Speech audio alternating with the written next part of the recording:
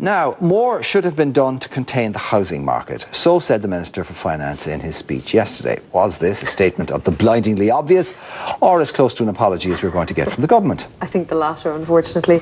Now, in any case, or both actually, in any case, the housing market was included in yesterday's budgetary measures. There's been a cut in the rent supplement, which housing organisations have warned could leave people homeless. Mortgage interest relief has been cut, and stamp duty trade-in scheme is to be implemented. Fiona McLaughlin from privateseller.ie joins us this morning. Good morning to Fiona. Good morning. Fiona, I was asking you there on the break, yesterday they had a chance to stimulate the housing market, and I said to you, did they fail to do that? And you said... They absolutely did not. I mean, it has done absolutely nothing to stimulate the property market, and in some cases is downright illogical and quite strange, frankly, in some of the things that they did do. I mean, I was explaining that, you know, a lot of the IAVI was looking for stamp duty abolishment, even temporarily, to help first-time buyers. Some of the estate agents were looking for actual handouts, payouts of up to $7,000 to help first-time buyers. I mean, that absolutely was never going to happen.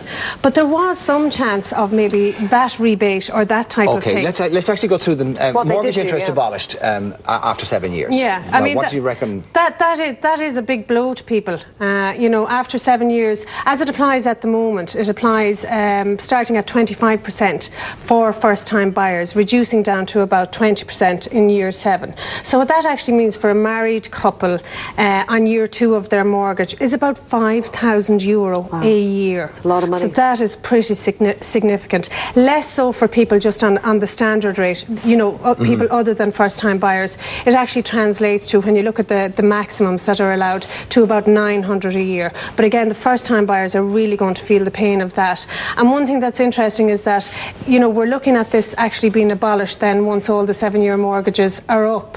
And then if we move into the second one, which applies more to the larger developers, landlords, you know, there has been a restriction rather than an abolishment of the relief. So now, you've always been very anti the Section 23s and the reliefs that were... Absolutely, and you have a fundamental reason for that. I'm absolutely against the tax reliefs that go to volume as opposed to quality.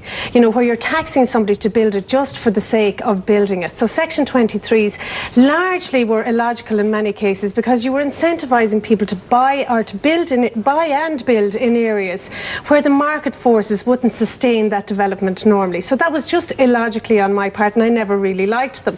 For the same purposes that the special rate, as we see at the bottom of the list here, for residential development, developers were paying on their trading properties, on anything relating to residential development, they were paying 20% as opposed to 25%. Oh my God, talk about closing the door after the horse has bolted. I mean, this should have been gotten rid of 7 years ago. This really is the Galway tent stuff, you know, and this absolutely really outrages me. But there is, the Minister has talked about removing an awful lot of these tax reliefs at a later stage, or obviously at the next budget. But it's just maddening that, that these weren't moved Talk about already. the rent supplement, because you have an interesting take on that, because what you're saying that now that a lot of landlords actually won't deal with people who are on rent supplement anyway. I know for a fact that rent supplements, I mean, everybody knows that there are people that won't take rent allowance.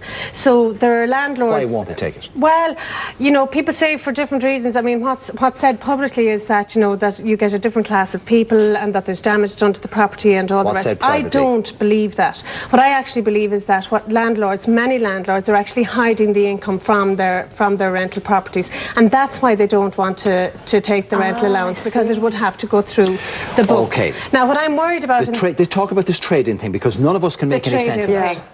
I mean, I can just about understand it, but I don't understand why. The trade-in scheme, the only stamp duty that has been affected is they have introduced a new trade-in scheme where somebody's swapping a new property, i.e. typically a developer, for a second-hand property, i.e. any other ordinary person. The person that's actually taking on the trade-in property, i.e. the developer, is actually buttressed or is helped in this case because he doesn't have to pay the stamp duty on the trade-in property until and unless he sells that property. So it's a dig out for the developers. The other poor fool... Again, exactly. A dig out for the developer again. The other poor fool, meanwhile, has to pay the stamp duty on the property that he's getting from the developer. I don't understand even why they're trying to enhance that relationship, because typically somebody with a property isn't going to be trading into a new estate. That's not typically what happens. So Fiona, we've run out of time, but overall you feel from a property perspective the government failed. Damp squib, just an absolute damp squib. But maybe with the next budget, after the Tax Commission has reported, there will be more to come on the stamp duty and on VAT reliefs. OK, Fiona McLaughlin Thank from you, Fiona. Pilotseller.ie. Thank you. As always, let's take the news now. Here's Elaine.